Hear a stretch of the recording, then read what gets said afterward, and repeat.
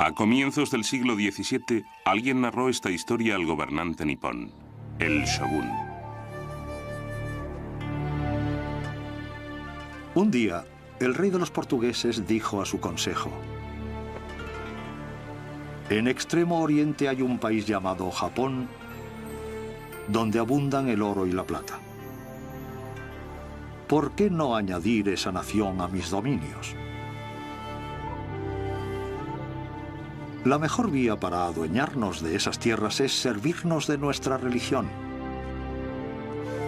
Y a continuación, enviar el ejército. Ni el shogun Tokugawa Ieyasu, ni sus legiones de guerreros samuráis se arredraban ante tales historias de invasores bárbaros.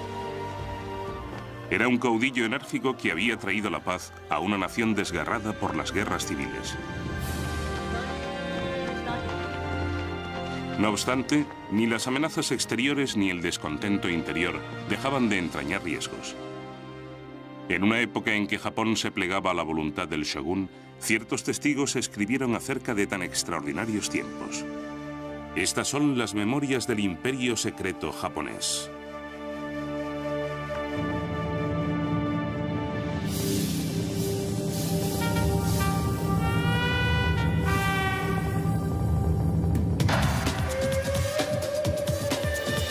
Japón.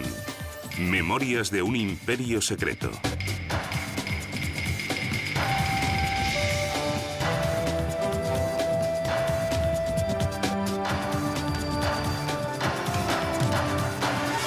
La voluntad del shogun.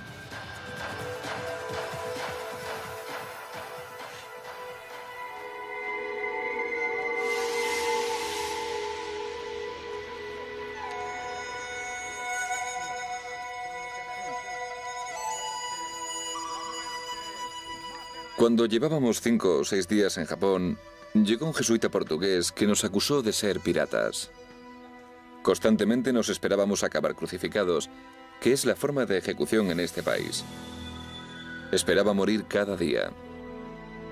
Rescatado de un naufragio y encarcelado, William Adams, el primer inglés que pisó Japón, tenía buenas razones para inquietarse. Corría el año 1600 y los católicos portugueses disfrutaban del monopolio del comercio con Japón desde hacía varias décadas. En la época de la llegada de Adams, en Europa se libraban guerras de religión y a los misioneros católicos no les hizo ninguna gracia que el mar arrojase a la costa japonesa a un inglés, y un inglés protestante además.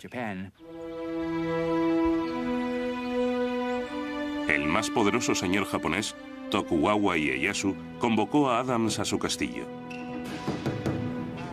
Lejos de ordenar su ejecución, quiso saber más acerca de aquel forastero.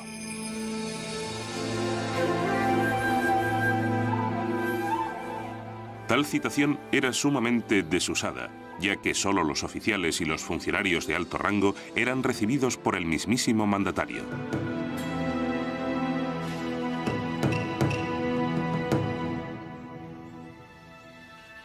El gobernante me interrogó acerca de mi patria y de los motivos que nos había llevado a unas tierras tan remotas. Le dije el nombre de nuestro país y que nuestra nación deseaba la paz. Al parecer, a Ieyasu le interesaba algo más que la amistad. Me preguntó si nuestra nación estaba en guerra. Le respondí que sí, que con los españoles y los portugueses. Me formuló diversas preguntas sobre mi religión y acerca de cómo habíamos llegado a aquel país. Entre unas cosas y otras, estuve con él hasta la medianoche.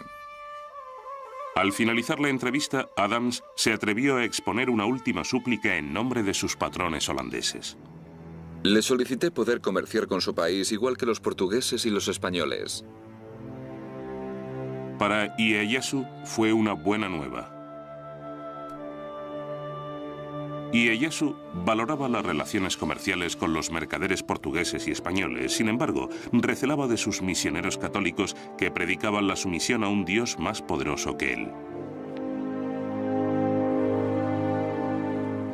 A fin de zafarse de aquellos a los que tenía por una amenaza, Ieyasu ambicionaba poseer una flota mercante propia. Adams poseía la preparación que necesitaba.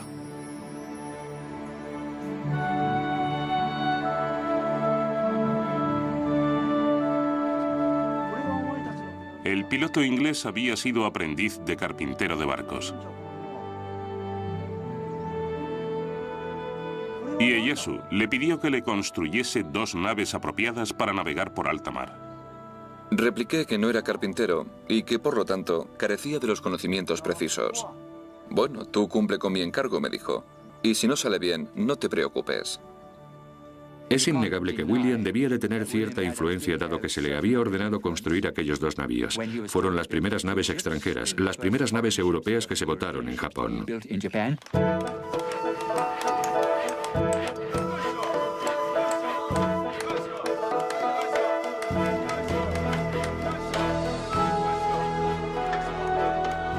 Las fabricaron, claro está, trabajadores japoneses bajo su supervisión.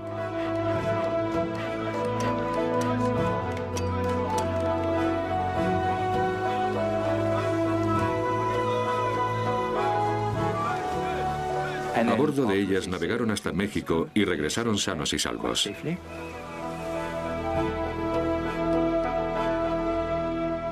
Ieyasu ya tenía el trampolín que deseaba. Puesto que los misioneros católicos continuaron cosechando conversiones y creando problemas, los expulsó. La vida ya era bastante complicada como para soportar las interferencias de aquellos molestos extranjeros. Así que probablemente esa era la razón por la que no quería cristianos en Japón.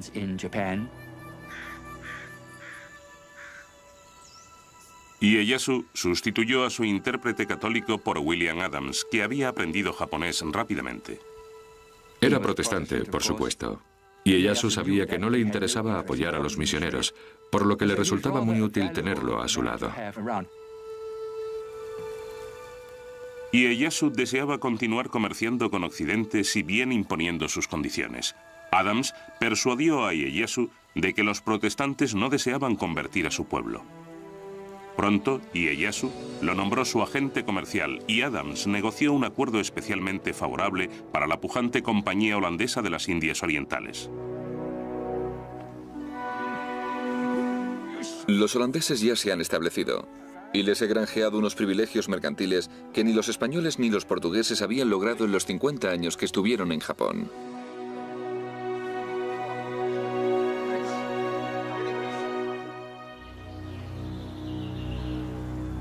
Adams se casó y se habituó a la vida japonesa. Adoptó el atuendo nipón y fue recompensado con el derecho a ceñir las 2 espadas del samurái. Y se le concedió una hacienda con 70 u 80 sirvientes, lo cual está muy bien, mucho mejor que el nivel de vida que habría tenido en Inglaterra. Eso desde luego. Y creo que hacia el final se le quitaron las ganas de volver a Inglaterra, ya que sabía que allí no pasaría de ser un obrero, mientras que en Japón disponía de 80 criados para atenderlo en todas sus necesidades.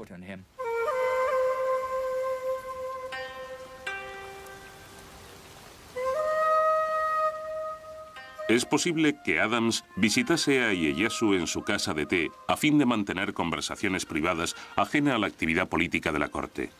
Un visitante occidental quedó sumamente admirado al presenciar la ceremonia del té. Los invitados abren la puerta, recorren el sendero que cruza el bosquecillo y conduce a la casa de té, contemplando calladamente todo cuanto ven. Se despojan de sus abanicos y sus dagas y los depositan en una especie de anaquel situado en el exterior a tal efecto. Aunque Adams e Ieyasu sostuvieron coloquios políticos en ella, la casa de té era asimismo un oasis para el solaz del espíritu. La invitación a tomar el té y dialogar no tiene por objeto conversar largamente, sino asomarse al interior del alma y meditar apaciblemente y modestamente acerca de su contenido y esforzarse por comprender los misterios que encierra.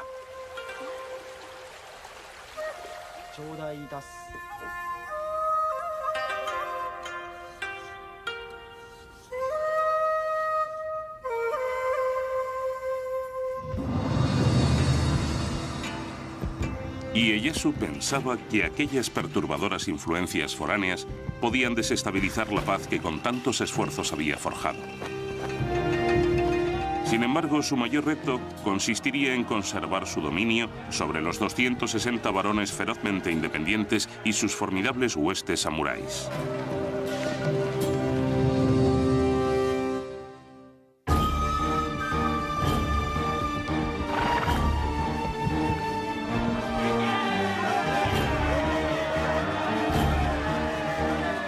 Tokugawa Ieyasu fue nombrado shogun en 1603 y unificó Japón después de varias generaciones de guerra civil. Los grandes señores llevaban un siglo guerreando. Ya estaban hartos de combatir. Querían afianzar sus posiciones.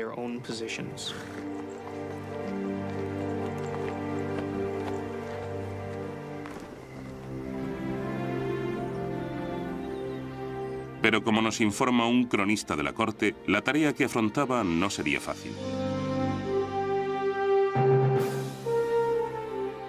Aunque había conquistado el país a lomos de caballo, dado que era un hombre sabio, era perfectamente consciente de la imposibilidad de administrarlo a lomos de caballo. Lo único que le importaba era descubrir la clave del gobierno, cómo gobernarse a sí mismo, al pueblo y al país. Lo que convertía a Ieyasu en un caudillo superior a los demás es que se rodeaba de gente capaz que creía en él. Existe una anécdota acerca de un samurái de bajo rango que le pidió audiencia. Ieyasu escuchó atentamente. Cuando el hombre se marchó, un señor de mayor graduación dijo a Ieyasu: «¡Qué pérdida de tiempo!». Ieyasu replicó: «Ese hombre ha reunido mucho coraje para venir a verme. Si no lo hubiera escuchado, tal vez no volvería más». El liderazgo por sí solo no sería suficiente para garantizar la paz. Ieyasu debía poner freno a la autoridad de los daimyos, los señores feudales. Estos nobles están constituyendo unos señoríos enormes, territoriales y centralizados. En resumidas cuentas, los señores feudales están tratando de someterlo todo y a todos cuantos habitan sus dominios. Controlan a todos los guerreros, a todos los campesinos, todos los recursos. Ieyasu permitió a los daimyos gobernar sus feudos. No obstante, les prohibió emprender cualquier acción encaminada a ampliar su poderío o su rango con respecto a sus pares. En el Japón del período Tokugawa, a cada daimyo le correspondía un solo castillo, y para ampliarlo necesitaba un permiso. ¿Un barco nuevo? Pregúntale al shogun. ¿Concertar una nueva alianza por medio de un matrimonio? Solo si el shogun lo aprobaba. Ieyasu preservaba la paz a través de este control impuesto, y lo extendería a todos los estamentos sociales. El Japón modelado por Ieyasu se cimentaba sobre la antigua doctrina confucianista. Acatar la tradición de la jerarquía y respetar a la autoridad. Un Japón acorde con los usos de los samuráis. Era una sociedad muy rígida con muchas leyes y estatutos. Todo el mundo debe saber qué papel le corresponde en la sociedad y ceñirse a él. Así era en teoría, aunque no siempre funcionó en la práctica, por supuesto, pero al menos era la teoría. Todos los samuráis pertenecían a la clase elitista, tanto si eran daimyos como si eran simples infantes. El estamento inmediatamente inferior lo ocupaban los campesinos y los artesanos. En la base del escalafón se encontraban los comerciantes, considerados los parásitos de la sociedad. Durante el shogunato Tokugawa se promulgaron numerosas leyes destinadas a controlar y mantener esta rigurosa estructura estamental, desde lo que podías comer hasta la ropa que debías vestir. Señores y vasallos, superiores e inferiores, deben observar lo que es propio de su posición en la sociedad. Sin autorización, ningún criado podrá llevar prendas finas de damasco blanco, vestiduras acolchadas de seda blanca, kimonos ni otras prendas de seda púrpura, ni kimonos sin el escudo de la familia en las mangas. Los reglamentos colocaban a cada uno en su sitio. De todos modos, para los daimyos al menos, aún había formas de obtener privilegios especiales. Ieyasu decretó que los varones debían colaborar en la edificación de su castillo y de la ciudad que lo circundaba, Edo. La construcción se convirtió en una reñida competición, ya que los daimyos se disputaban los favores del shogun. Pronto transformaron la reducida fortaleza y el villorrio pesquero de Edo en un dominio magnífico.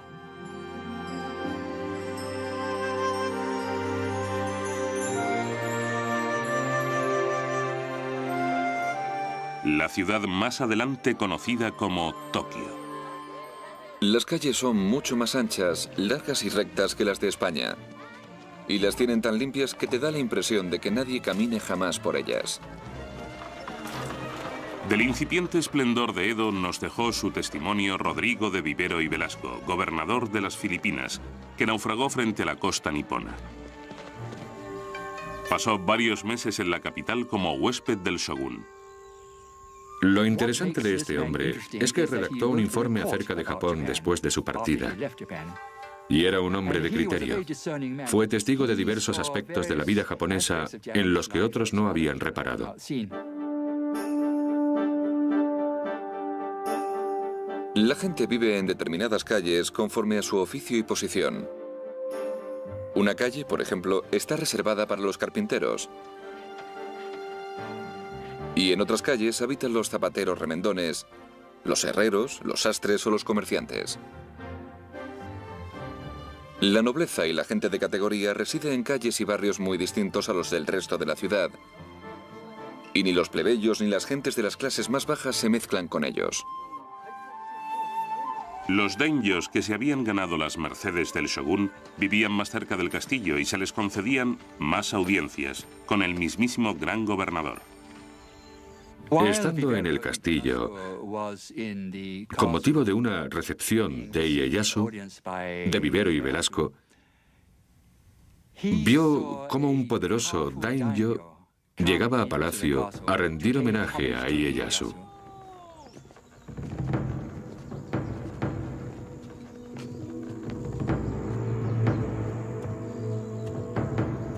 Entró uno de los nobles más destacados de Japón, cuyo rango era evidente por los presentes que traía. Lingotes de oro y plata, túnicas de seda. Todos ellos se dispusieron sobre unas mesas, pero no creo que el gobernador los mirase siquiera. A 100 pasos del trono, el daimyo se postró e inclinó tanto la cabeza que se diría que quería besar el suelo. Nadie le dijo una palabra ni él alzó la vista hacia el gobernador. Y finalmente alguien dio la recepción por concluida con una palmada. No se pronunció una sola palabra, fin de la audiencia, y se marcha de espaldas andando de rodillas. Rodrigo de Vivero y Velasco se quedó impresionadísimo por lo que había presenciado, ya que se dio cuenta del poder de Ieyasu. Allí estaba aquel importante daimyo con potestad sobre la vida y la muerte de los habitantes de su región, pero a la hora de rendir pleitesía al shogun, qué humildad la suya. El gran shogun había hecho realidad su sueño. Todo Japón se encontraba bajo su imperio. A los 72 años conservaba un notable vigor. Sin embargo, durante una de sus frecuentes expediciones de cetrería, cayó gravemente enfermo.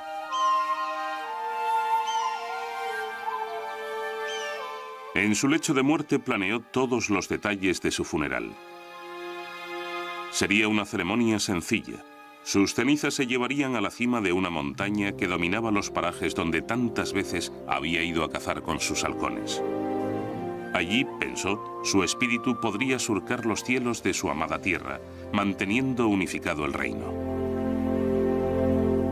Ieyasu había forjado escrupulosamente su ordenadísima sociedad. No permitiría que el futuro de Japón quedase en manos del azar. Llamó a sus familiares a su cabecera. Dijo a sus hijos y nietos que se habían congregado en torno a él. Puesto que sois mis descendientes, seréis shogunes. Siendo shogunes, es importante que gobernéis el país en beneficio del pueblo, o seréis castigados en el cielo. Siendo shogunes, debéis regir por el bien de la nación. Este mundo no pertenece a los Tokugawa y no puede ser administrado solo para satisfacer vuestros caprichos.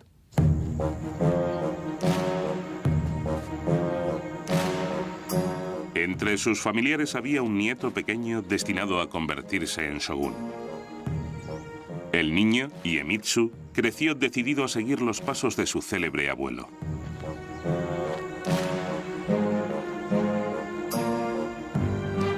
El tercer shogun Tokugawa, Iemitsu, mantendría Japón bajo el gobierno del clan Tokugawa, empleando para ello todos los medios precisos.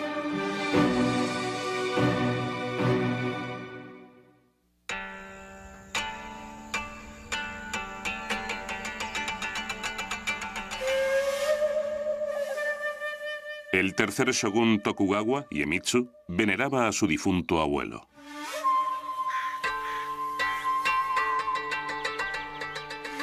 Tuvo numerosas experiencias místicas. Cada vez que enfermaba, Ieyasu se le aparecía en sueños. Y a la mañana siguiente se levantaba más aliviado, de modo que su respeto por Ieyasu se transformó en adoración.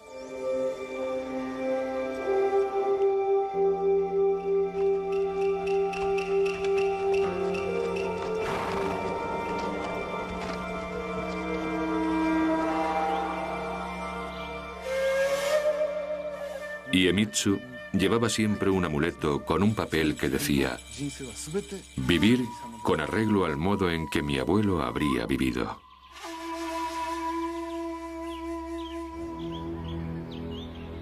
Pero aunque Iemitsu trató de emular a su abuelo, sus métodos eran mucho más inflexibles. Se dice que tras ser nombrado shogun, Iemitsu convocó a todos los daimyos a su palacio.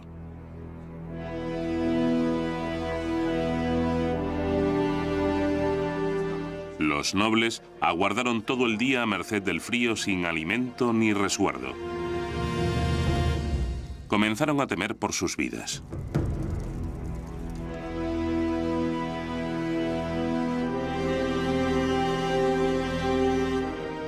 Pero al final les hizo pasar por el salón del trono, donde Iemitsu les dio un ultimátum. He ocupado una posición de superioridad y dominio desde que nací. De ahora en adelante, trataré a todos los daimyos como súbditos míos. Quienes tengáis intención de desobedecerme, regresad enseguida a vuestras provincias, reforzad vuestros castillos y preparaos para la guerra. Yo actuaré en consecuencia.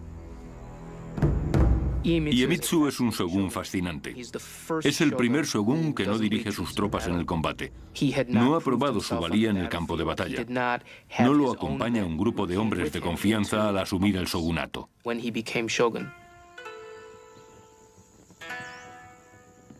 Iemitsu heredó una nación en paz.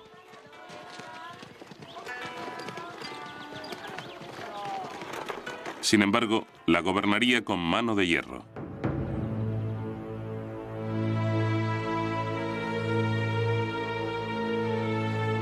Escuchaba a pocos y no eximía a nadie. No toleraba la competencia, ni siquiera la rivalidad entre hermanos. Mandó suicidarse a su hermano menor.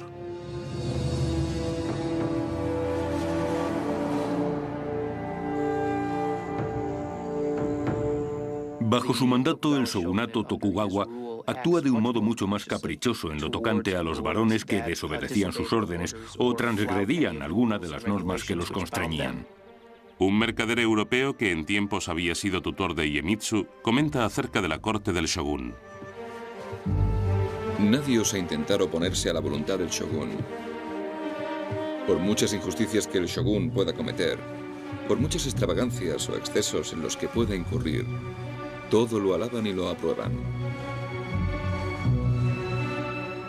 Pero fundamentar un gobierno exclusivamente en el terror también puede engendrar revueltas. Iemitsu debía procurarse la fidelidad de los daimyos, de los 260 que había. Puesto que eran tiempos de paz, no existía un enemigo común ni había botines con los que recompensar a los daimyos por su lealtad. Iemitsu debía encontrar otra forma de controlar a los nobles. Se les ordenó presentarse en la corte de Iemitsu en Edo.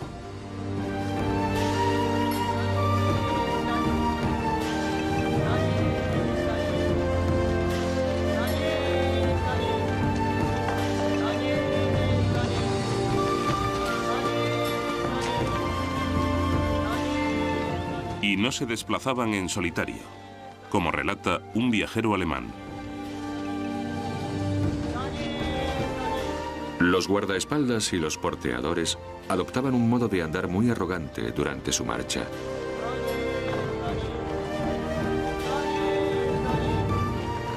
A cada paso alzaban los talones casi hasta las posaderas, al tiempo que impulsaban el brazo opuesto hacia adelante. Daba la impresión de que nadaban en el aire.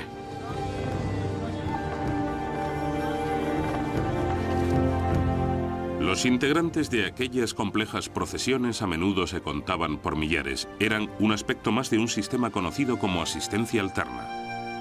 El sistema de asistencia alterna fue evolucionando a lo largo de varias décadas del periodo Tokugawa. Y ante todo, suponía que los grandes señores estaban obligados a pasar parte del año en Edo y el resto en sus heredades.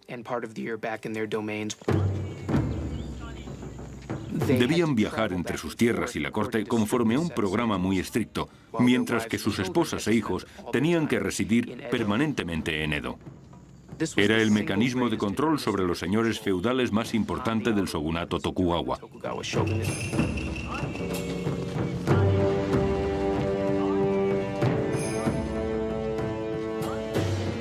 La asistencia alterna tenía otra ventaja para el shogun. Dejaba a los daimyos económicamente imposibilitados. Se decía que un daimyo podía llegar a invertir más de 3/4 partes de su renta anual en la organización de los cortejos y en el mantenimiento de sus tropas de samuráis durante su estancia en Edo. Por otra parte, eso supone un enorme crecimiento para Edo. De hecho, en Edo se desarrolla una clase de samuráis que no conocen más que Edo, aunque sus dominios se encuentren en el otro confín de Japón. Nacen en Edo, trabajan en Edo y solo conocen Edo. Vivir en Edo en tiempos de paz fue el catalizador que transformó la mismísima naturaleza de la existencia del guerrero samurái. Puesto que se le prohibía llevarse a su esposa y a sus familiares, el samurái llevaba una vida de soltería, recibía un modesto estipendio por cumplir con sus obligaciones oficiales. Tales eran: por las mañanas, al levantarse, un compañero samurái les arreglaba el pelo. Después se iban a trabajar en la hacienda del señor. Esto lo hacían una vez cada 4 o 5 días. Los samuráis trabajaban solo por la mañana y luego se iban a comer. A eso de las 2 de la tarde volvían a la ciudad.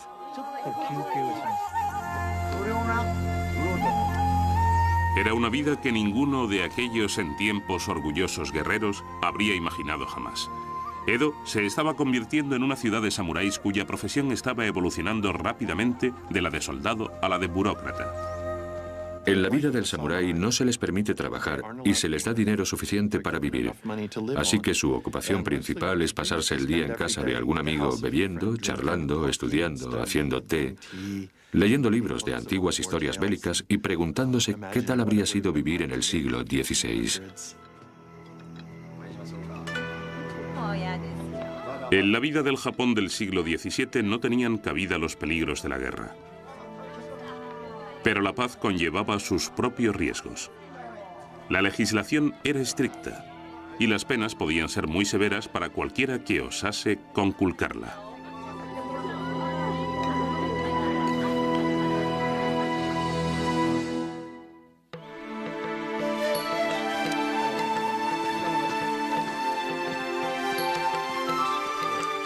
Haciendo aletear nuestros papeles, soplan los vientos primaverales, cuando las barreras abiertas cruzamos agradecidos.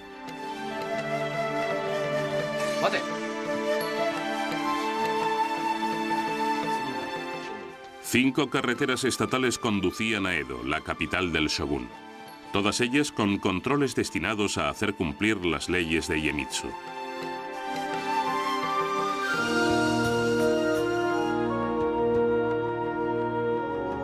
El shogun había mejorado las vías a fin de que sus mensajeros pudiesen llegar rápidamente a cualquier parte de Japón.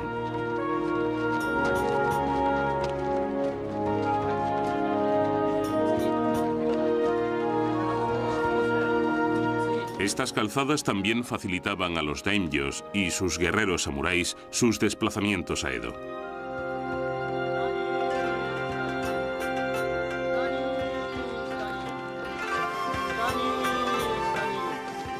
No obstante, para la mayoría de los nipones viajar resultaba una empresa muy ardua.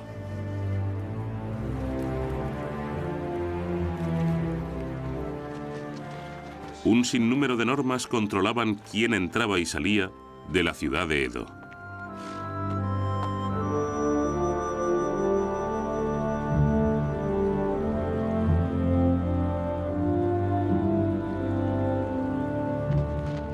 Casi todo el mundo necesitaba un pasaporte. Entre las escasas excepciones se contaban los artistas itinerantes que demostraban su identidad haciendo gala de su talento. O los luchadores de sumo, cuyo perímetro abdominal era una prueba más que suficiente de su profesión. A los labriegos se les denegaba sistemáticamente el permiso para desplazarse entre aldeas. El gobierno prefería que se quedasen cultivando los campos. Quienes carecían de documentación en regla, a menudo trataban de soslayar los controles, desviándose por las vías secundarias. Si se los sorprendía, recibían un cruel escarmiento. La condena tradicional japonesa consistía en la crucifixión para los hombres y la reducción a la esclavitud o la servidumbre forzosa para las mujeres. Dada la gran cantidad de leyes y prohibiciones, uno nunca sabía en qué momento podía estar infringiendo un edicto del shogun. Era una especie de teatro del castigo cuyo objeto era tratar de garantizar la obediencia del pueblo a través del miedo. A un gobernante podía ocurrírsele que la moralidad se estaba yendo al garete y coger a una persona y castigarla severamente.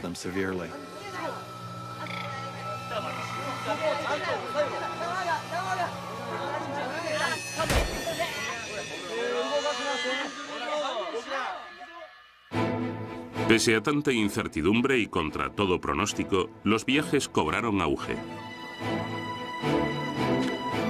Ahora que los caminos eran más seguros, cada vez más japoneses se desplazaban entre las diversas poblaciones.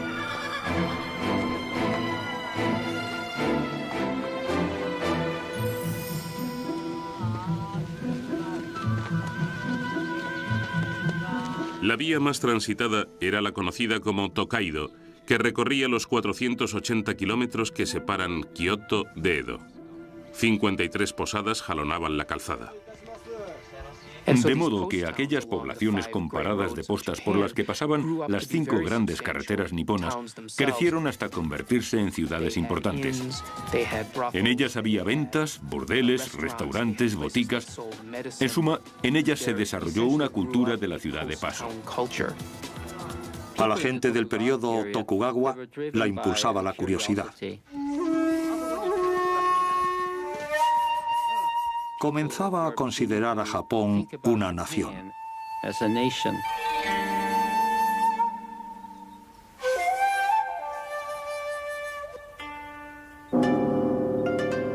Los diarios de viajes se vendían en grandes cantidades. Inoue Tsuyo fue una joven samurái escritora que llevó un diario durante su viaje por la calzada Tokaido.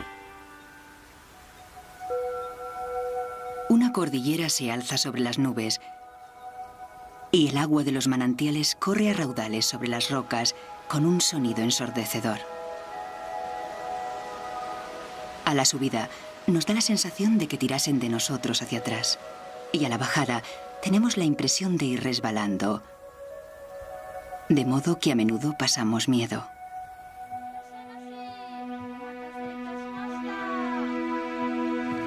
Las posadas del camino brindaban un bienvenido reposo a los viajeros como Suyo.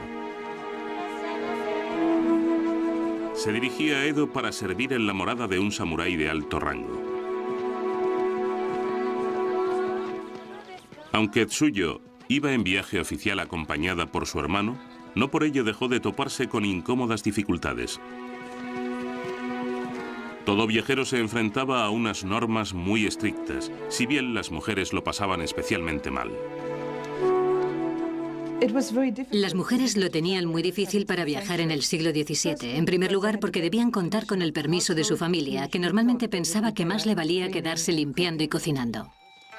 Los permisos de viaje de las mujeres eran mucho más complicados. En muchos controles se denegaba el paso a las mujeres, ya que éstas debían someterse a un minucioso registro. Había que cachearlas, pero algunos controles carecían de agentes femeninos para llevar a cabo el cacheo.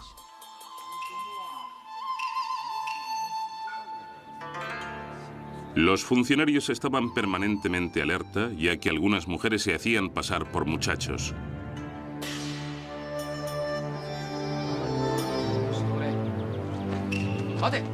Cuando Tsuyo llegó a una de las barreras, se le ordenó presentarse ante una guardiana.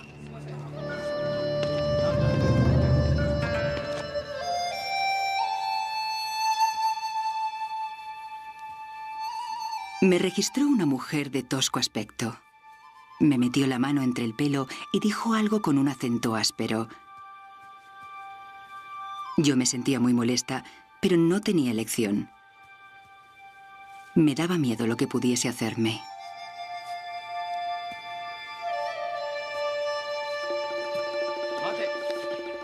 En otro puesto de control, tuvo dificultades por culpa de la redacción de su pasaporte. Cuando presenté mi documentación oficial en el control, me negaron el paso, ya que en mi permiso se me describía solamente como mujer, en lugar de como mujer joven con mangas largas y abiertas.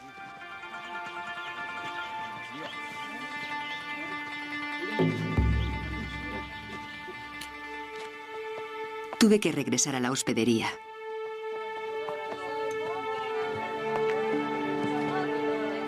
Me quedé deshecha. Tsuyo temía que no se le permitiese continuar viaje. Pasó la noche en vela, como describe en su diario. Mis lágrimas oscurecen la luz de la vela. Qué inquietud siento. Todo es indescriptiblemente desmoralizante. Al amanecer, a eso de las 4, oí a los viajeros congregándose y llamándose unos a otros. El relincho de un caballo y el sonido de los estribos. Sentí envidia. He pasado días y noches amargada por los obstáculos que afrontamos las mujeres.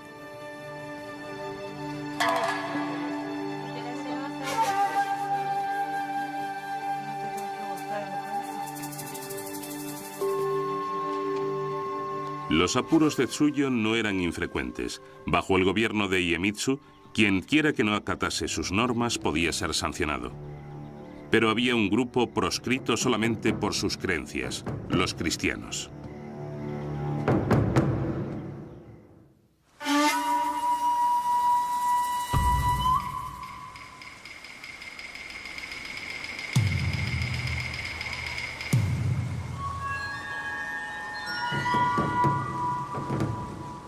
El shogun Iemitsu ofrecía una recompensa por la entrega de cualquier japonés que predicase o profesase la fe cristiana. El confidente que revele el paradero de los seguidores de los sacerdotes debe ser recompensado en consecuencia. Quien denuncie a un sacerdote de alta categoría recibirá 100 monedas de plata.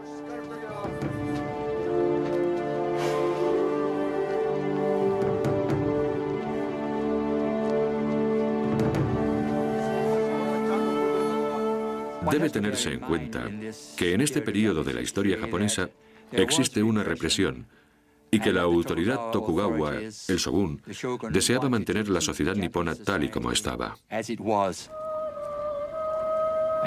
Y eso llevó a algunos a creer que el cristianismo era subversivo y desestabilizaba la estructura social, el tejido social de Japón.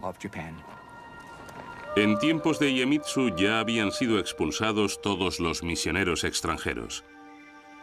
Pero los conversos que habían dejado a su paso los cristianos japoneses perseveraban en su devoción.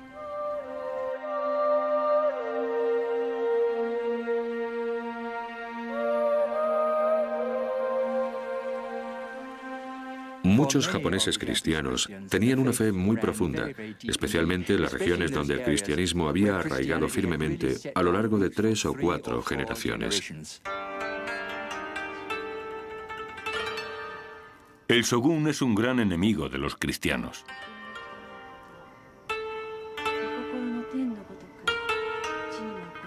Un mercader europeo atestigua el recrudecimiento de las persecuciones.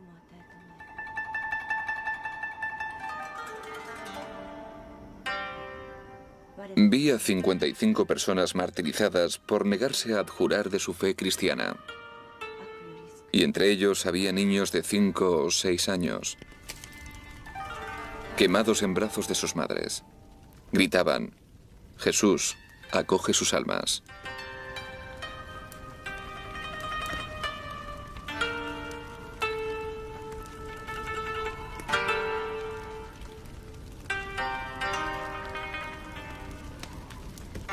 Yo diría que Iemitsu, el tercer shogun Tokugawa, desarrolló un temor mórbido, patológico, hacia el cristianismo. Lo consideraba una amenaza para su poder. Tomó todas las medidas precisas para erradicar el cristianismo. El cristianismo se consideraba una doctrina maléfica, aviesa, subversiva. Y por eso se tomaron medidas tan extremas para eliminar esta religión.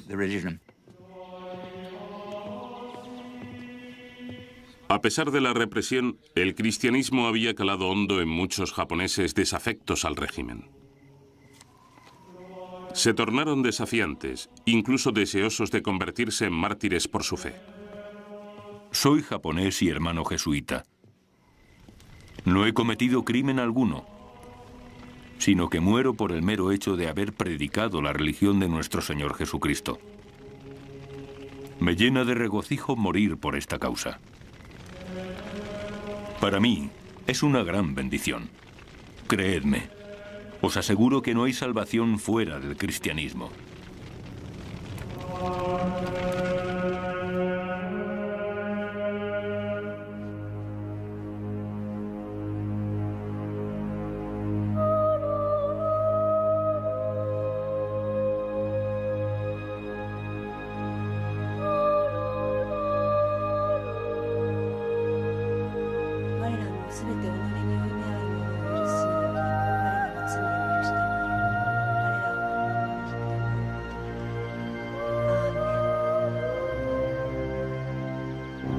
Iemitsu estaba cada vez más alarmado por la cuestión cristiana, sobre todo en el sur, donde había una mayor concentración de cristianos.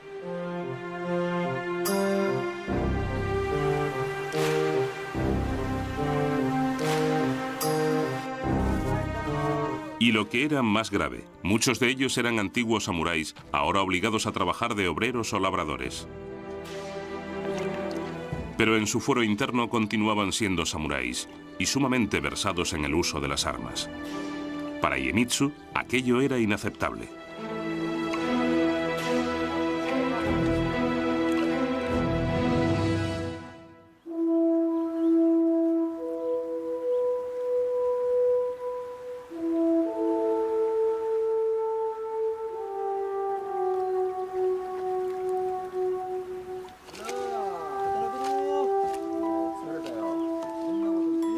La mano de hierro del shogun se extendía hasta los detalles más nimios de la vida de los campesinos.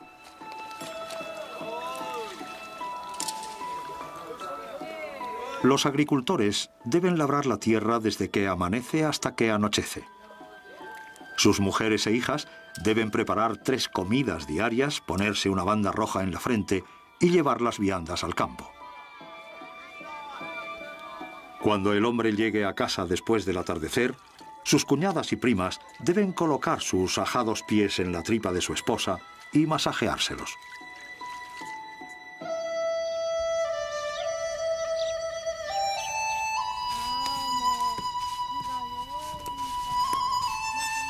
Por si no bastaba con los intolerables edictos del shogún, los hortelanos estaban gravados con elevadísimos impuestos. Había tasas sobre las ventanas y los anaqueles, un impuesto de capitación por cada recién nacido y un gravamen por cavar la fosa para enterrar a un muerto. Las exacciones se pagaban en arroz, la moneda de cambio de la época.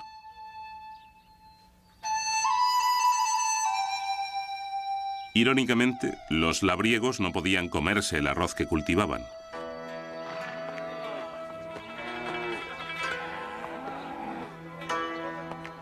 Tales impuestos eran recaudados por el daimyo, que los invertía en financiar sus elaboradas procesiones a Edo y en pagar las remuneraciones de las que vivía la casta samurái.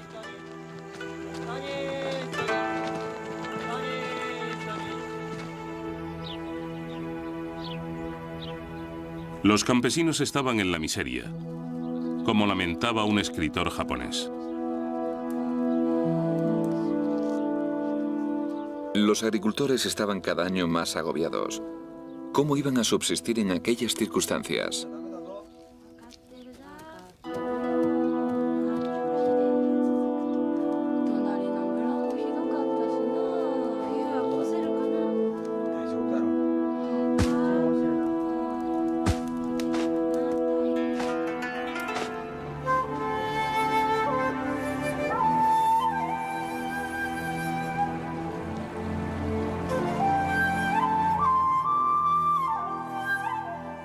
En la península de Shimabara, en la región meridional del país, la sequía y la hambruna esquilmaron las ya magras cosechas.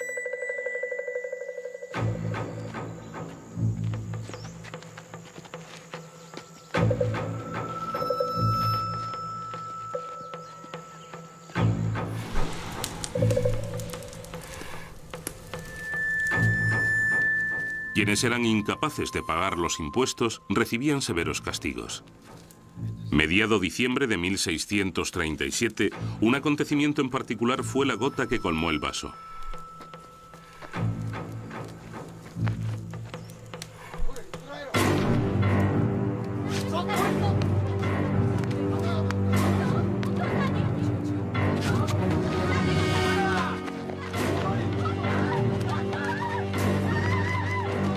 La hija de un granjero que adeudaba sus impuestos fue aprisionada y torturada.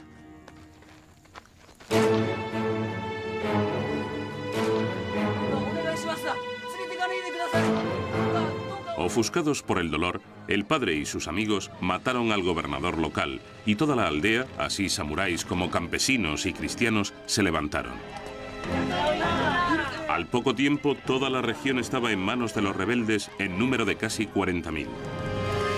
De modo que lo que comenzó como una insurrección social, una revuelta social contra las exorbitadas exacciones que casi mataban de hambre a los campesinos, de alguna manera se transformó en una rebelión cristiana. Un mercader europeo hablaba así de la revolución. Unos días después de su estallido, los cristianos se aliaron con los labradores. Por todo el país se extendió el clamor de que había llegado el momento de vengar la sangre inocente vertida por tantos cristianos y sacerdotes y de que están dispuestos a morir por su fe.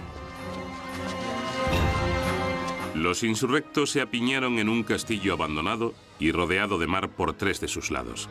Puesto que allí se sentían seguros, llevaron consigo a sus mujeres e hijos y allí se hicieron fuertes.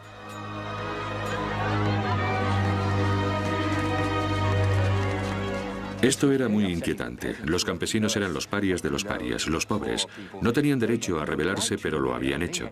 Y no solo se habían sublevado, sino que además estaban llevando a cabo una campaña militar excelente.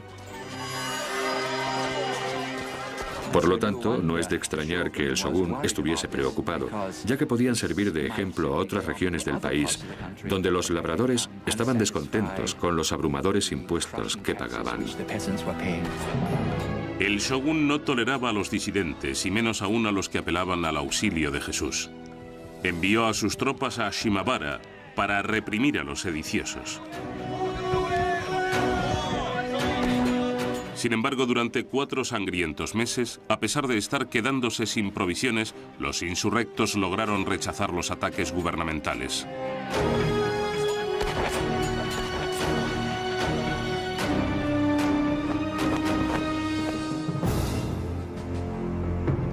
El shogún estaba tan indignado por el persistente alzamiento que instó a los holandeses a mandar un buque con cañones para atacar la sitiada fortaleza. Los holandeses eran renuentes a intervenir en esta campaña, pero con todo deseaban desesperadamente conservar su incipiente comercio con Japón. Y si desobedecían la orden del shogún, este muy bien podía decirles: bueno, vale, pues podéis liar el petate y marcharos a casa. El shogún ordenó prender fuego al castillo. Aún así, los revoltosos continuaron defendiéndose, si bien la suerte estaba echada. Al final, la plaza cayó por hambre, y a la rendición le siguió una matanza.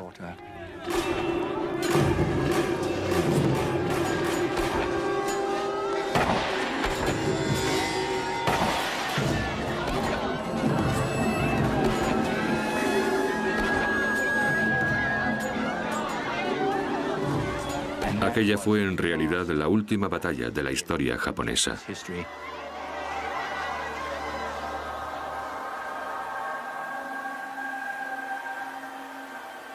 La rebelión de Shimabara fue la excusa que el shogún necesitaba para erradicar definitivamente el cristianismo de Japón. El shogún tomó medidas draconianas. Apartaremos a Japón de toda influencia cristiana. Ahora bien, ¿cómo lo conseguiremos? Aislando Japón. Los extranjeros han causado muchos problemas. Supongo que pensaba: nos complican la vida innecesariamente.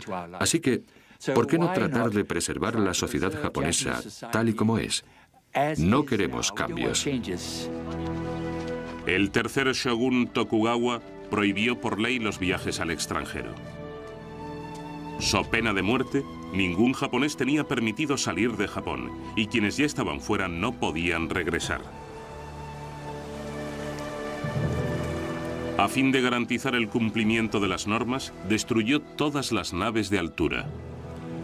Además, prohibió la entrada de cualquier barco de procedencia europea. Tan solo los holandeses recibieron autorización para quedarse y comerciar, aunque con rigurosas limitaciones. Las restricciones al tráfico marítimo están destinadas a prevenir cualquier contacto desautorizado con el mundo exterior, a controlar el comercio y a evitar que los misioneros cristianos lleguen a Japón y hagan proselitismo. En estas medidas se fundamenta la política exterior del resto del shogunato Tokugawa y suelen considerarse el inicio del aislamiento japonés.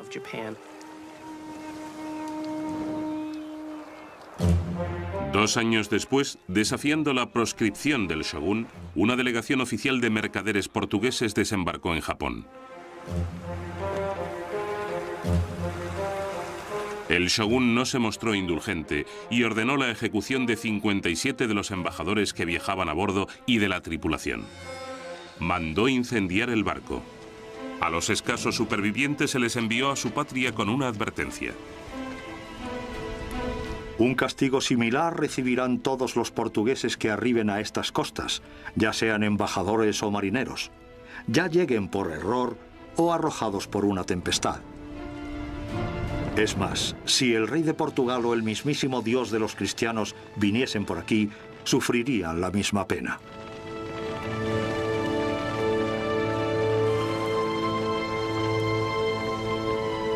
Las puertas de Japón se cerraron a cal y canto, y no volvieron a abrirse para Occidente más que al cabo de 200 años. La voluntad del shogún se había impuesto, pero muchos se preguntaban si aquel imperio lograría sobrevivir aislado en un mundo velozmente cambiante.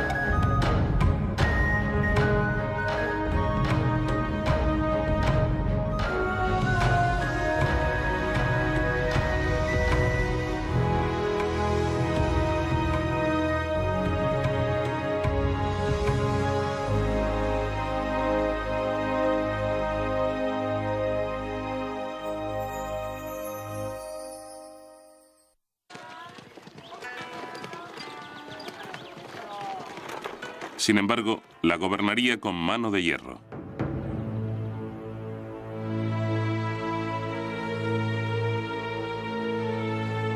Escuchaba a pocos y no eximía a nadie. No toleraba la competencia, ni siquiera la rivalidad entre hermanos. Mandó suicidarse a su hermano menor.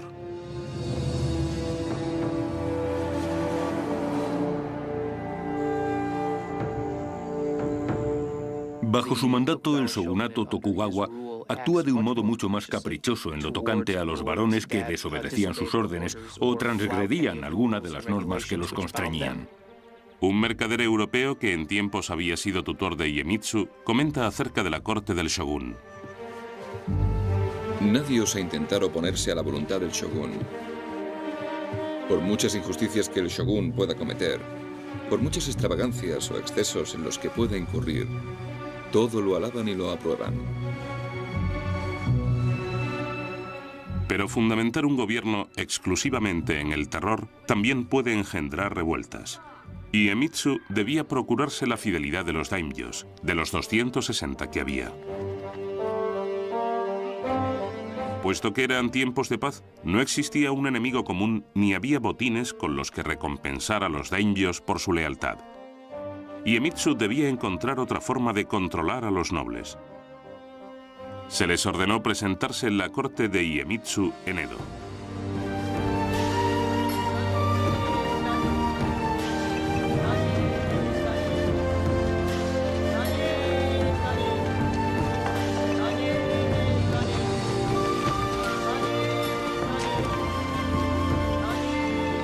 Y no se desplazaban en solitario, como relata un viajero alemán. Los guardaespaldas y los porteadores adoptaban un modo de andar muy arrogante durante su marcha.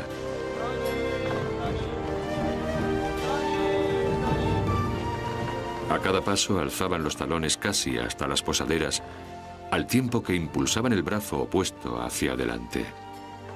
Daba la impresión de que nadaban en el aire.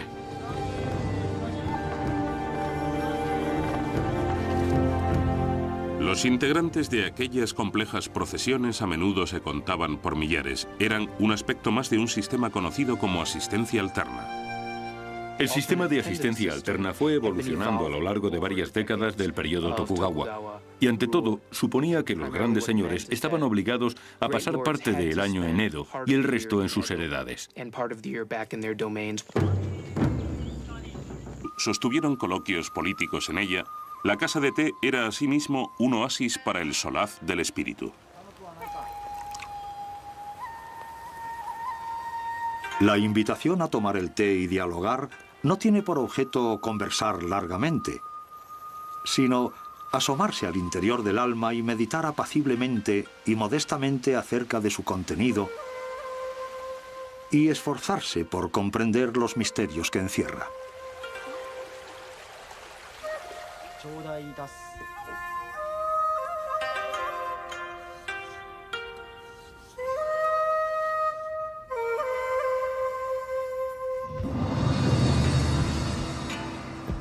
Ieyasu pensaba que aquellas perturbadoras influencias foráneas podían desestabilizar la paz que con tantos esfuerzos había forjado. Sin embargo, su mayor reto consistiría en conservar su dominio sobre los 260 varones ferozmente independientes y sus formidables huestes samuráis.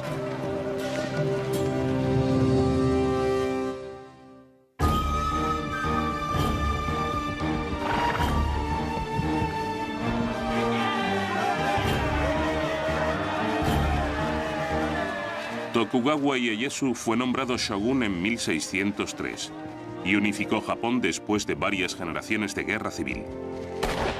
Los grandes señores llevaban un siglo guerreando. Ya estaban hartos de combatir. Querían afianzar sus posiciones.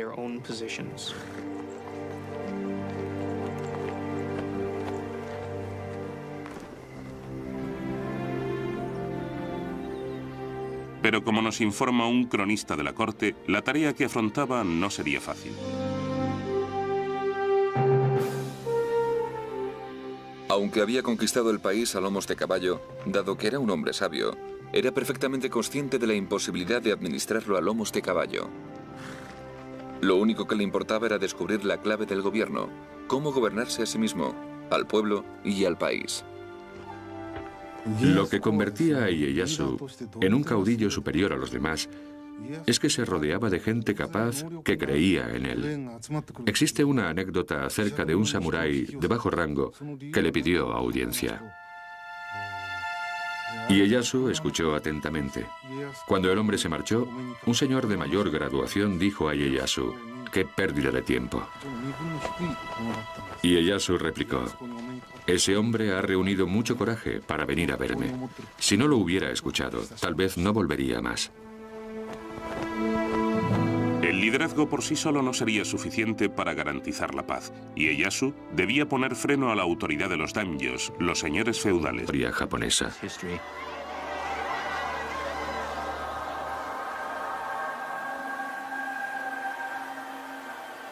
La rebelión de Shimabara fue la excusa que el shogun necesitaba para erradicar definitivamente el cristianismo de Japón. El shogun tomó medidas draconianas. Apartaremos a Japón de toda influencia cristiana. Ahora bien, ¿cómo lo conseguiremos? Aislando Japón. Los extranjeros han causado muchos problemas. Supongo que pensaba, nos complican la vida innecesariamente. Así que, ¿por qué no tratar de preservar la sociedad japonesa tal y como es? No queremos cambios.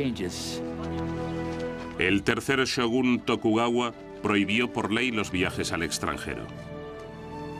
So pena de muerte, ningún japonés tenía permitido salir de Japón, y quienes ya estaban fuera no podían regresar. A fin de garantizar el cumplimiento de las normas, destruyó todas las naves de altura. Además, prohibió la entrada de cualquier barco de procedencia europea. Tan solo los holandeses recibieron autorización para quedarse y comerciar, aunque con rigurosas limitaciones. Las restricciones al tráfico marítimo están destinadas a prevenir cualquier contacto desautorizado con el mundo exterior, a controlar el comercio y a evitar que los misioneros cristianos lleguen a Japón y hagan proselitismo. En estas medidas se fundamenta la política exterior del resto del shogunato Tokugawa y suelen considerarse el inicio del aislamiento japonés.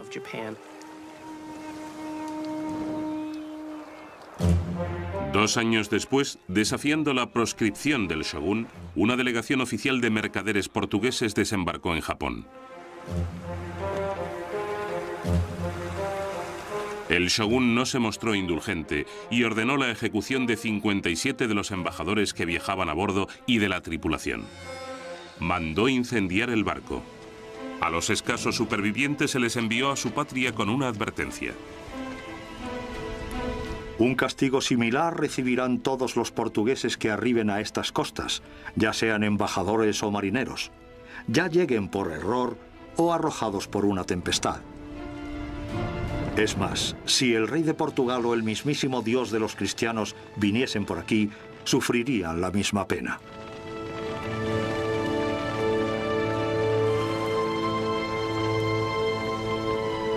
Las puertas de Japón se cerraron a cal y canto y no volvieron a abrirse para Occidente más que al cabo de 200 años.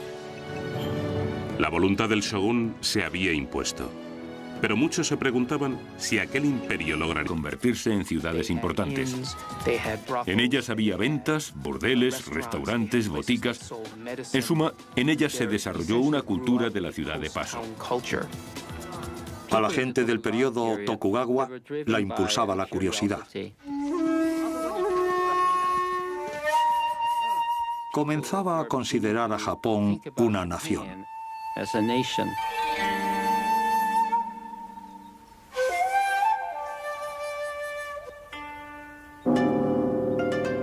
Los diarios de viajes se vendían en grandes cantidades. Inoue Tsuyo fue una joven samurái escritora que llevó un diario durante su viaje por la calzada Tokaido. Una cordillera se alza sobre las nubes y el agua de los manantiales corre a raudales sobre las rocas con un sonido ensordecedor. A la subida, nos da la sensación de que tirasen de nosotros hacia atrás. Y a la bajada, tenemos la impresión de ir resbalando. De modo que a menudo pasamos miedo.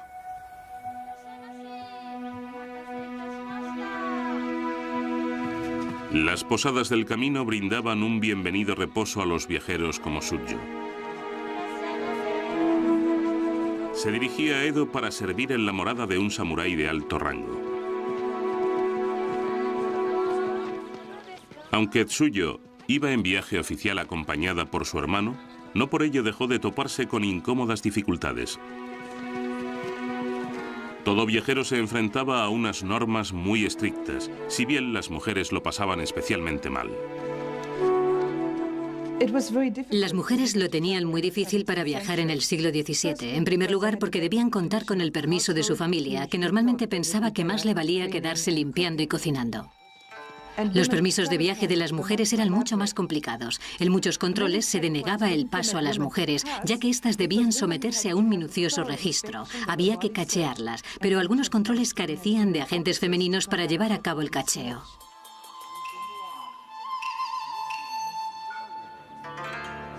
Los funcionarios estaban permanentemente alerta, ya que algunas mujeres se hacían pasar por muchachos.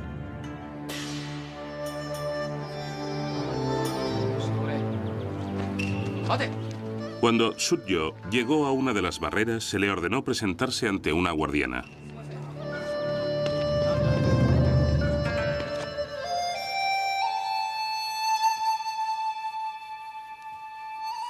Me registró una mujer de tosco aspecto. Me metió la mano entre el pelo y dijo algo con un acento áspero. Pertenecían a la clase elitista, tanto si eran daimyos como si eran simples infantes. El estamento inmediatamente inferior lo ocupaban los campesinos y los artesanos. En la base del escalafón se encontraban los comerciantes, considerados los parásitos de la sociedad. Durante el shogunato Tokugawa se promulgaron numerosas leyes destinadas a controlar y mantener esta rigurosa estructura estamental, desde lo que podías comer hasta la ropa que debías vestir. Señores y vasallos, superiores e inferiores, deben observar lo que es propio de su posición en la sociedad. Sin autorización, ningún criado podrá llevar prendas finas de damasco blanco, vestiduras acolchadas de seda blanca, kimonos ni otras prendas de seda púrpura, ni kimonos sin el escudo de la familia en las mangas. Los reglamentos colocaban a cada uno en su sitio. De todos modos, para los daimyos al menos, aún había formas de obtener privilegios especiales. Ieyasu decretó que los varones debían colaborar en la edificación de su castillo y de la ciudad que lo circundaba, Edo. La construcción se convirtió en una reñida competición, ya que los daimyos se disputaban los favores del shogun. Pronto transformaron la reducida fortaleza y el villorrio pesquero de Edo en un dominio magnífico.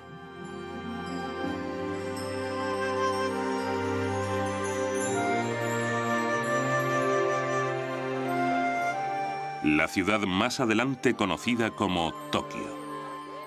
Las calles son mucho más anchas, largas y rectas que las de España. Y las tienen tan limpias que te da la impresión de que nadie camine jamás por ellas.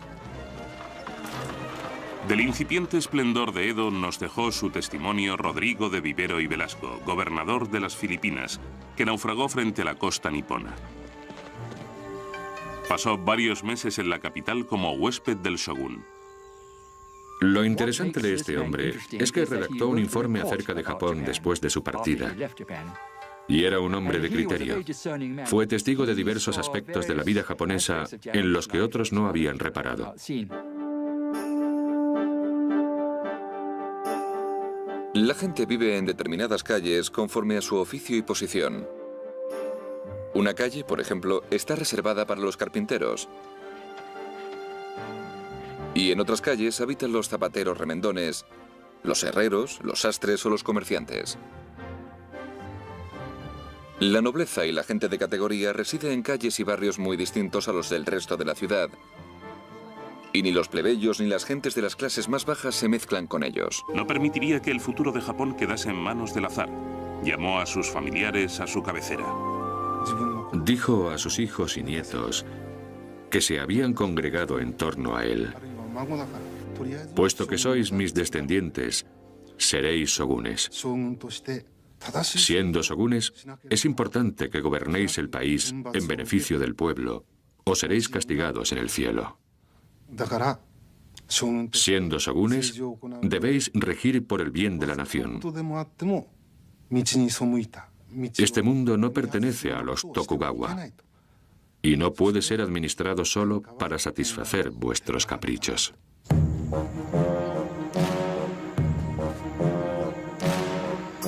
Entre sus familiares había un nieto pequeño destinado a convertirse en shogun. El niño, Iemitsu, creció decidido a seguir los pasos de su célebre abuelo.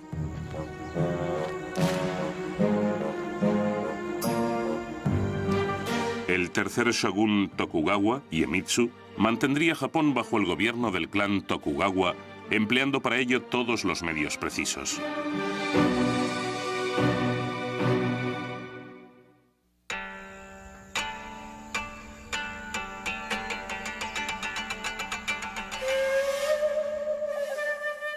El tercer shogun Tokugawa, Iemitsu, veneraba a su difunto abuelo.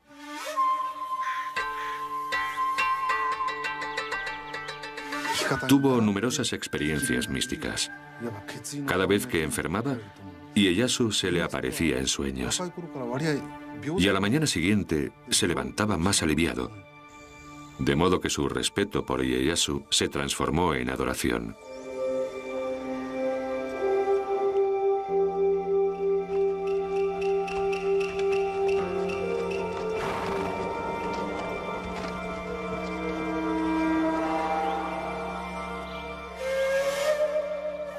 Iemitsu llevaba siempre un amuleto con un papel que decía: vivir con arreglo al modo en que mi abuelo habría vivido.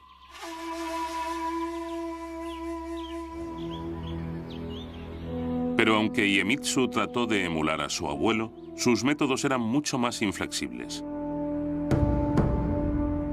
Se dice que tras ser nombrado shogun, Iemitsu convocó a todos los daimyos a su palacio.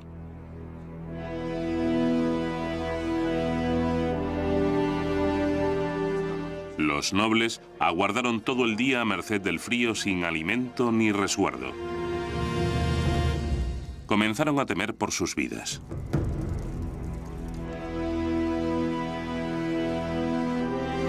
Influencia cristiana. Ahora bien, ¿cómo lo conseguiremos? Aislando Japón. Los extranjeros han causado muchos problemas. Supongo que pensaba, nos complican la vida innecesariamente. Así que, ¿por qué no tratar de preservar la sociedad japonesa tal y como es? No queremos cambios. El tercer shogun Tokugawa prohibió por ley los viajes al extranjero. So pena de muerte, ningún japonés tenía permitido salir de Japón, y quienes ya estaban fuera no podían regresar. A fin de garantizar el cumplimiento de las normas, destruyó todas las naves de altura. Además, prohibió la entrada de cualquier barco de procedencia europea. Tan solo los holandeses recibieron autorización para quedarse y comerciar, aunque con rigurosas limitaciones. Las restricciones al tráfico marítimo están destinadas a prevenir cualquier contacto desautorizado con el mundo exterior, a controlar el comercio y a evitar que los misioneros cristianos lleguen a Japón y hagan proselitismo. En estas medidas se fundamenta la política exterior del resto del shogunato Tokugawa y suelen considerarse el inicio del aislamiento japonés.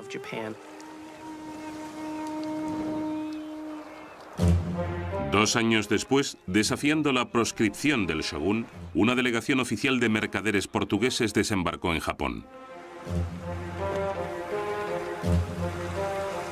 El shogun no se mostró indulgente y ordenó la ejecución de 57 de los embajadores que viajaban a bordo y de la tripulación. Mandó incendiar el barco. A los escasos supervivientes se les envió a su patria con una advertencia. Un castigo similar recibirán todos los portugueses que arriben a estas costas, ya sean embajadores o marineros, ya lleguen por error o arrojados por una tempestad. Es más, si el rey de Portugal o el mismísimo Dios de los cristianos viniesen por aquí, sufrirían la misma pena.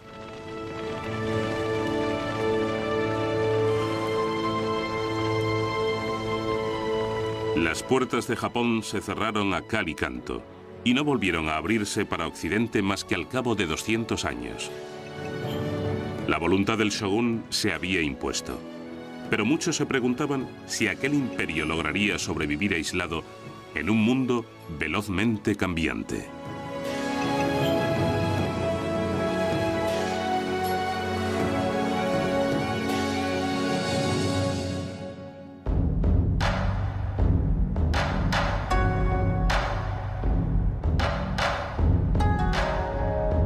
Estas son las memorias del imperio secreto japonés.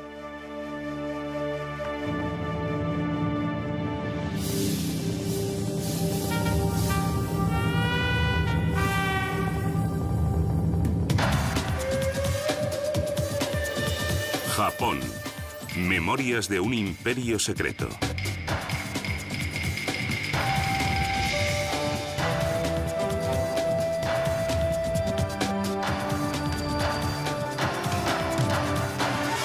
La voluntad del shōgun.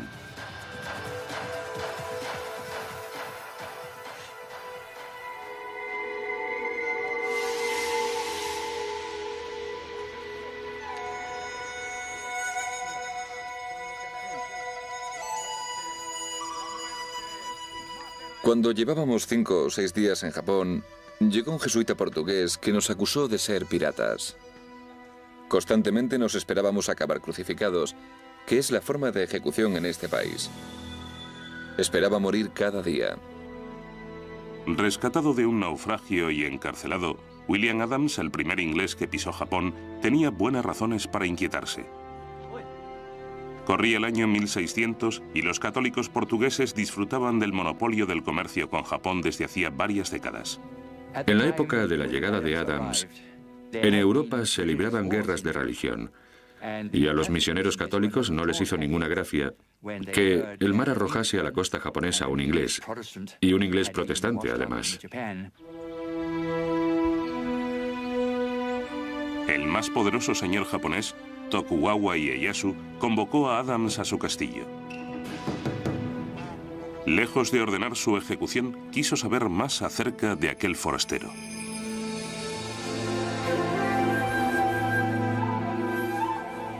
Tal citación era sumamente desusada, ya que solo los oficiales y los funcionarios de alto rango eran recibidos por el mismísimo mandatario.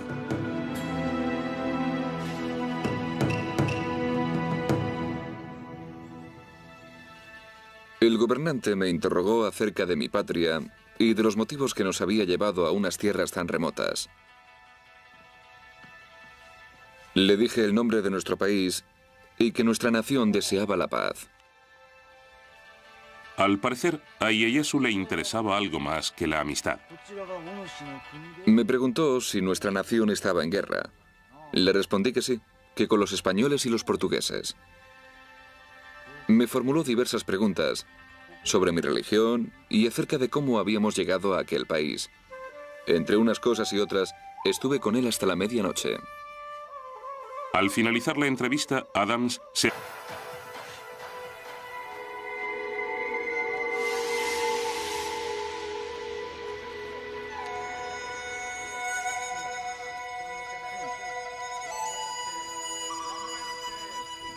Cuando llevábamos 5 o 6 días en Japón, llegó un jesuita portugués que nos acusó de ser piratas. Constantemente nos esperábamos acabar crucificados, que es la forma de ejecución en este país. Esperaba morir cada día. Rescatado de un naufragio y encarcelado, William Adams, el primer inglés que pisó Japón, tenía buenas razones para inquietarse. Corría el año 1600 y los católicos portugueses disfrutaban del monopolio del comercio con Japón desde hacía varias décadas. En la época de la llegada de Adams, en Europa se libraban guerras de religión, y a los misioneros católicos no les hizo ninguna gracia que el mar arrojase a la costa japonesa un inglés, y un inglés protestante además. El más poderoso señor japonés, Tokugawa Ieyasu, convocó a Adams a su castillo. Lejos de ordenar su ejecución, quiso saber más acerca de aquel forastero.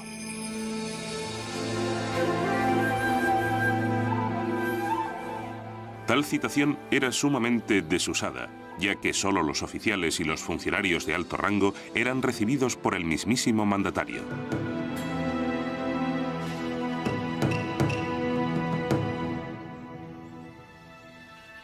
El gobernante me interrogó acerca de mi patria y de los motivos que nos había llevado a unas tierras tan remotas. Le dije el nombre de nuestro país y que nuestra nación deseaba la paz. Al parecer, a Ieyasu le interesaba algo más que la amistad. Me preguntó si nuestra nación estaba en guerra. Le respondí que sí, que con los españoles y los portugueses. Me formuló diversas preguntas sobre mi religión y acerca de cómo habíamos llegado a aquel país. Entre unas cosas y otras, estuve con él hasta la medianoche. Al finalizar la entrevista, Adams se atrevió a exponer una última súplica en nombre de sus patrones holandeses. Le solicité poder comerciar con su país igual que los portugueses y los españoles. Para Ieyasu fue una buena nueva. Ieyasu valoraba las relaciones comerciales con los mercaderes portugueses y españoles. Sin embargo, recelaba de sus misioneros católicos que predicaban la sumisión a un Dios más poderoso que él. A fin de zafarse de aquellos a los que tenía por una amenaza, Ieyasu ambicionaba poseer una flota mercante. Entre sus familiares había un nieto pequeño destinado a convertirse en shogun. El niño, Iemitsu, creció decidido a seguir los pasos de su célebre abuelo.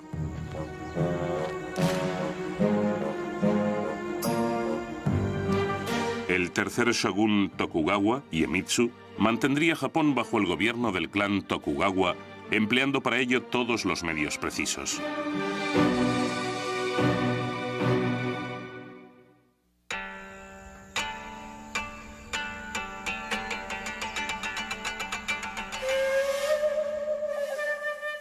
El tercer shogun Tokugawa, Iemitsu, veneraba a su difunto abuelo.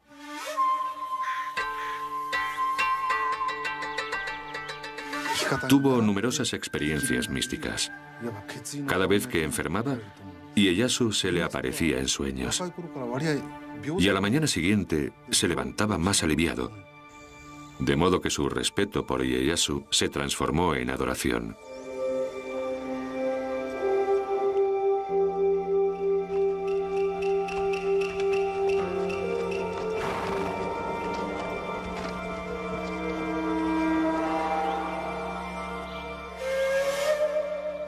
Iemitsu llevaba siempre un amuleto con un papel que decía: vivir con arreglo al modo en que mi abuelo habría vivido.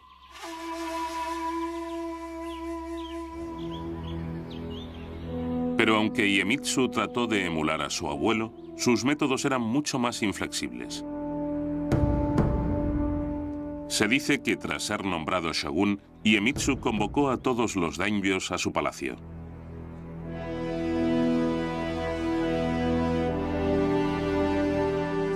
Los nobles aguardaron todo el día a merced del frío sin alimento ni resguardo. Comenzaron a temer por sus vidas.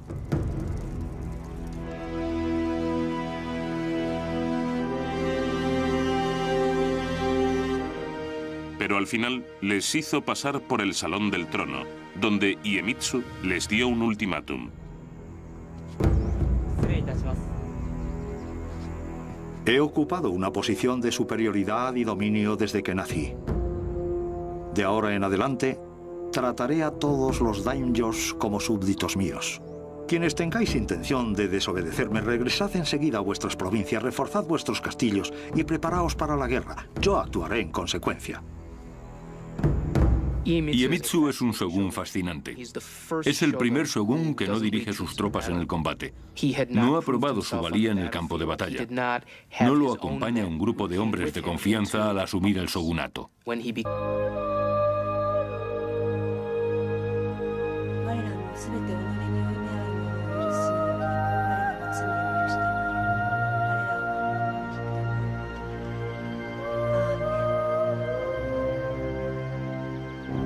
Iemitsu estaba cada vez más alarmado por la cuestión cristiana, sobre todo en el sur, donde había una mayor concentración de cristianos.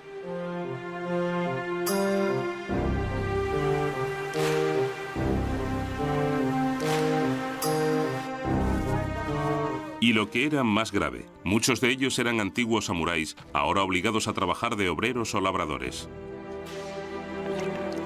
Pero en su fuero interno continuaban siendo samuráis y sumamente versados en el uso de las armas. Para Iemitsu, aquello era inaceptable.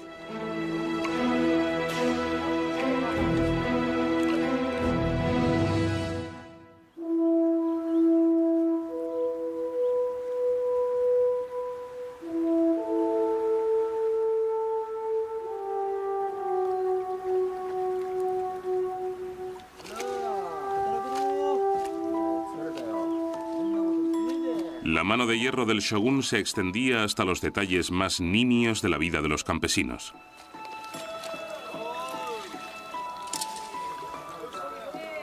Los agricultores deben labrar la tierra desde que amanece hasta que anochece. Sus mujeres e hijas deben preparar 3 comidas diarias, ponerse una banda roja en la frente y llevar las viandas al campo.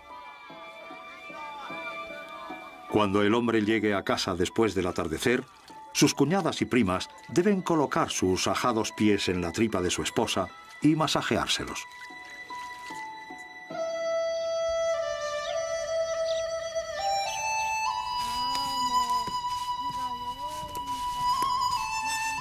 Por si no bastaba con los intolerables edictos del shogun, los hortelanos estaban gravados con elevadísimos impuestos. Había tasas sobre las ventanas y los anaqueles, un impuesto de capitación por cada recién nacido y un gravamen por cavar la fosa para enterrar a un muerto. Las exacciones se pagaban en arroz, la moneda de cambio de la época.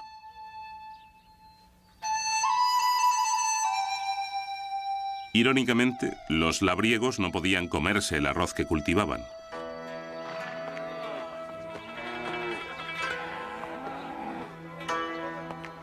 Tales impuestos eran recaudados por el daimyo, que los invertía en financiar sus elaboradas procesiones a Edo y en pagar las remuneraciones de las que vivía la casta samurái. A cada paso alzaban los talones casi hasta las posaderas, al tiempo que impulsaban el brazo opuesto hacia adelante. Daba la impresión de que nadaban en el aire.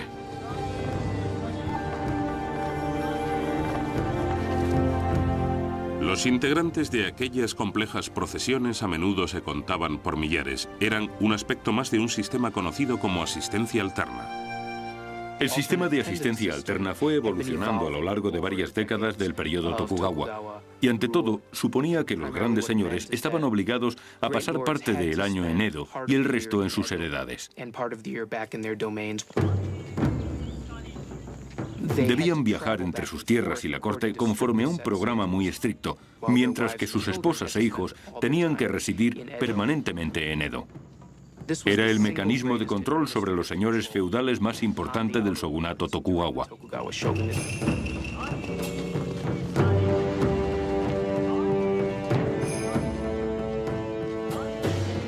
La asistencia alterna tenía otra ventaja para el shogun. Dejaba a los daimyos económicamente imposibilitados. Se decía que un daimyo podía llegar a invertir más de 3/4 partes de su renta anual en la organización de los cortejos y en el mantenimiento de sus tropas de samuráis durante su estancia en Edo. Por otra parte, eso supone un enorme crecimiento para Edo. De hecho, en Edo se desarrolla una clase de samuráis que no conocen más que Edo, aunque sus dominios se encuentran en el otro confín de Japón. Nacen en Edo, trabajan en Edo y solo conocen Edo. Vivir en Edo en tiempos de paz fue el catalizador que transformó la mismísima naturaleza de la existencia del guerrero samurái. Puesto que se le prohibía llevarse a su esposa y a sus familiares, el samurái llevaba una vida de soltería, recibía un modesto estipendio por cumplir con sus obligaciones oficiales. Tales eran: Por las mañanas, al levantarse, un compañero samurái les arreglaba el pelo. Después se iban a trabajar en la hacienda del señor. Esto lo hacían una vez cada 4 o 5 días. Los samuráis trabajaban solo por la mañana y luego se iban a comer. A eso de las 2 de la tarde volvían a la ciudad.